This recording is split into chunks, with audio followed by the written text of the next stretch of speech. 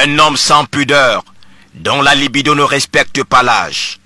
En service à la brigade de Babadio à l'ouest du Cameroun, le gendarme Biwole viole une fillette de 13 ans dans l'enceinte de la brigade.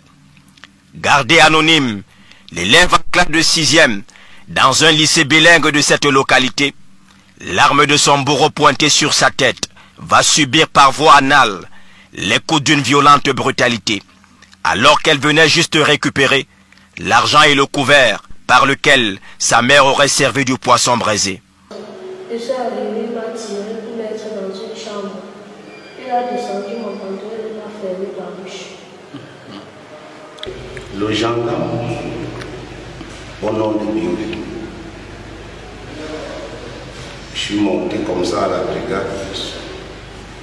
J'ai cherché à rencontrer le commandant autour de l'élève, que le commandant était tout juste derrière, il est venu, il m'a fait comprendre qu'on s'assure, on part à l'hôpital, comme l'hôpital à 5 pas, on est parti à l'hôpital a confirmé qu'il y a eu quelque chose qui s'est passé. Des déclarations de l'enfant, confirmées au centre médical, telles que l'atteste ce carnet. Ce présumé gendarme violeur est actuellement gardé à vue à l'état-major de la gendarmerie de Mbouda. Un réseau de pervers à la quête des passions et des énergies, avec des ramifications multiples à l'ouest. À quelques kilomètres, on converge vers Bamesso, un autre gendarme, l'adjudant-chef Azéné Adam, pédophile accompli, au regard des témoignages des victimes recueillies. Je suis arrivé là-bas un jour avec mon frère à vos marchés. Il nous a fait les tasses maintenant. On a bu maintenant, je me suis réveillé là-bas au matin. Qu'il avait fait ça sur moi. Bon, tout mon derrière était mauvais maintenant. Là où je lui ai demandé que je fais ici, il dit que chaque soirée comme ça, ils viennent en dehors ensemble. Des jeunes pris dans le tourbillon de cette organisation, mis en place par les éléments de la gendarmerie nationale, racontent leurs mésaventures. Comme il a fixé le rendez-vous avec le commissaire, et dès qu'il arrive là-bas, il me fait signe. Avant qu'il me fasse signe, il était derrière la gendarmerie. Il m'a fait signe. J'ai une fois monté avec la gendarmerie, une fois. En venant, il était dans la chambre. Les deux étaient au lit. Et dans des succès, il a versé le sperme sur un tissu là au sol.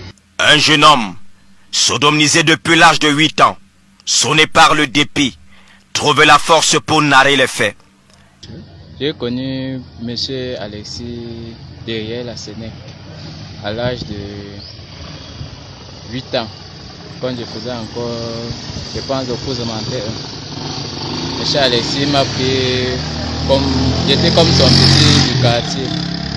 C'est comme ça que M. Alexis, il m'a pris comme son enfant. Chaque fois on partait chez lui, il me suçait. Ça fait déjà aujourd'hui peut-être même 7 ans. Il suçait jusqu'à même en 2012, il suçait toujours. La besogne n'émeuve plus personne. Rien ne semble les stopper et les victimes se multiplient.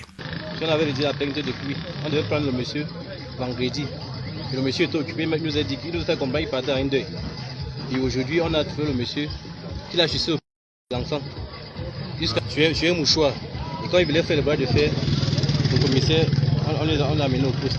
Entre intimidation, menace de mort pour toute tentative de dénonciation engagée, les parents veulent briser le mort et à visage découvert, ils ne se contiennent plus. L'enfant allait faire 2 ans chez ma belle-sœur au village, il est revenu. Donc comme l'enfant était toujours à Inja, c'est là où on l'a envoyé à Douala pour apprendre le mécanisme. Il est arrivé. Un temps il a appelé qu'il est malade, il a rêvé, il a vu le père où chaque temps le père l'appelait, il suçait son pénis, il léchait la mouche. Le père m'a dit qu'il faut qu'on le fasse rentrer pour qu'on cherche à le traiter. Il a appelé peut-être 3 à 4 fois, il était toujours malade. C'est là où on lui a demandé de rentrer. Des journalistes et reporters des chaînes de télévision et organes de presse qui ont bravé la peur, dénonçant cette infâme des viols à l'ouest, ont été interpellés et retenus à la compagnie de gendarmerie de Mbouda. Le motif qui leur serait reproché serait qu'ils auraient filmé les locaux de cette compagnie. Grâce à l'intervention d'une personnalité, ils ont recouvré leur liberté.